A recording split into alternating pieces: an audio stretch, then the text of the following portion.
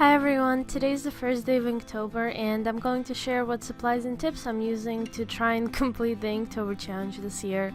This is the first time I'm doing the Inktober challenge. I've known about it for a while, but I just never got around to it. So I got myself a new sketchbook. It's a mixed media sketchbook.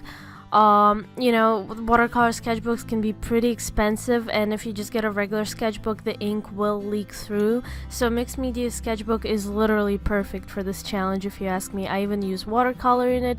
As long as it's light, it's fine. So right now you see me trying out different supplies that I'll be using during the challenge over the month, and that's actually tip number 1. It's pretty obvious, although so are all the other tips. But you should have a limited amount of supplies set for the rest of the month. Pick out which supplies, markers, pens, ink, even black watercolor, basically anything you could do line art with. Set a specific amount of supplies to use for the month, sorry, and try all of them out, alright?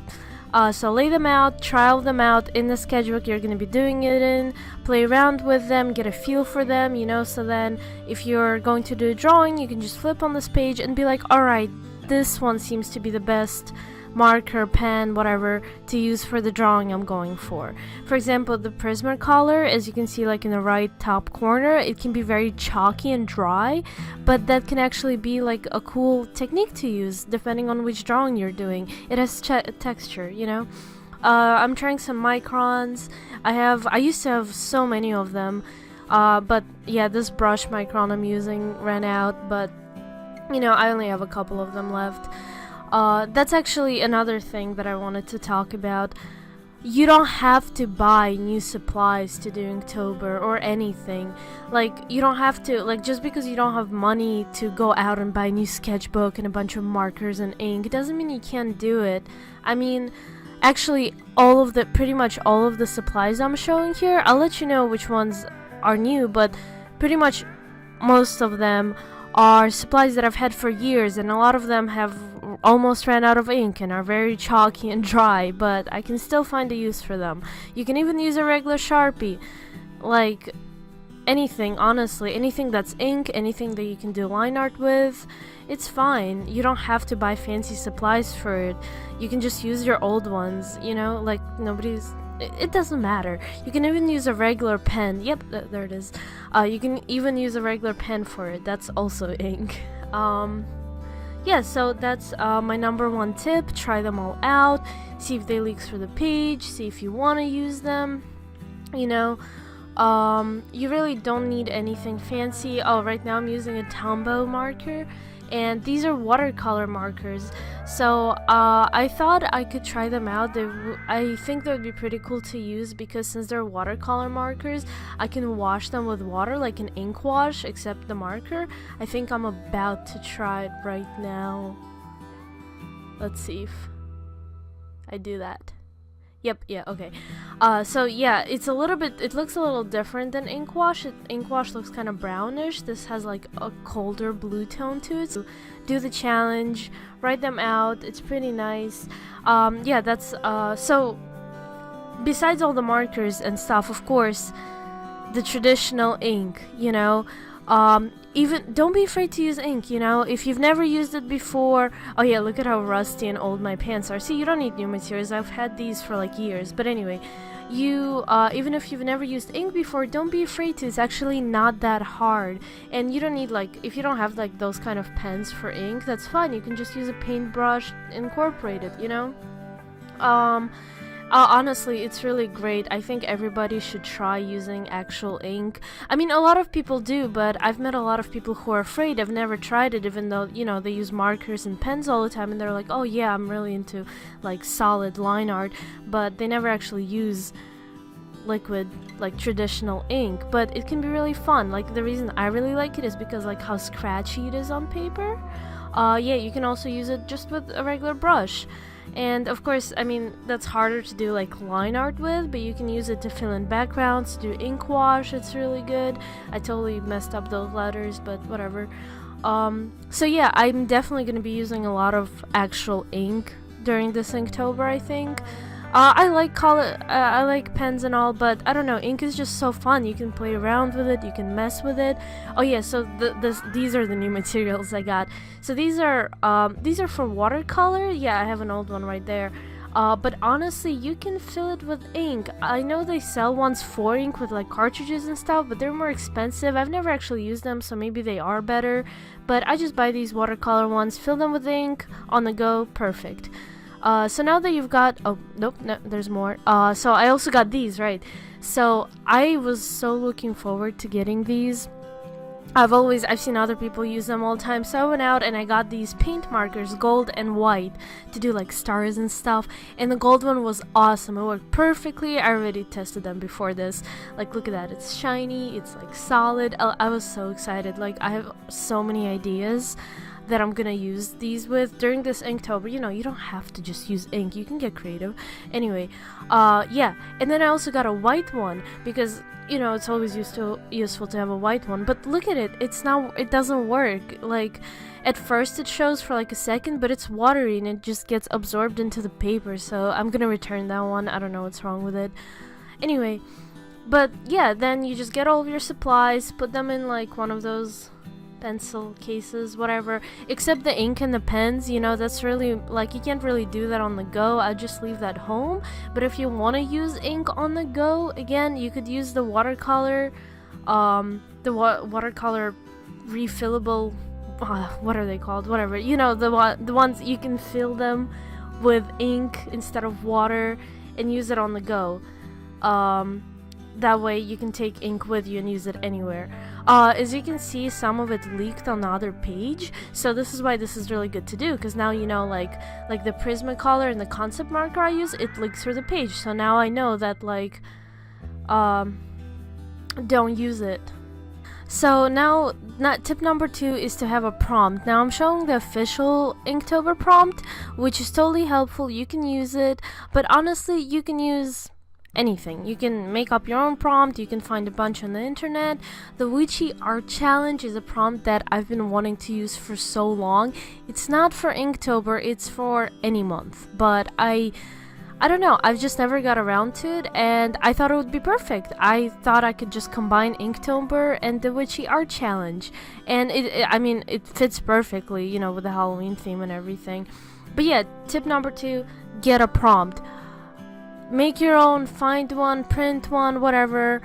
You know, just make sure you have a list of the things you're gonna draw. It's just gonna make things so much easier, because if you have to sit down every day and think of what you should draw, it just makes the process so much longer. You know, if you're gonna do this every day for a month, that's really hard. So make it easier on yourself and have a list of things you're gonna draw, because yeah, you know, it'll make it easier for you. In fact, you can go one step further and do what I'm trying to do, although I've been a failure at it so far.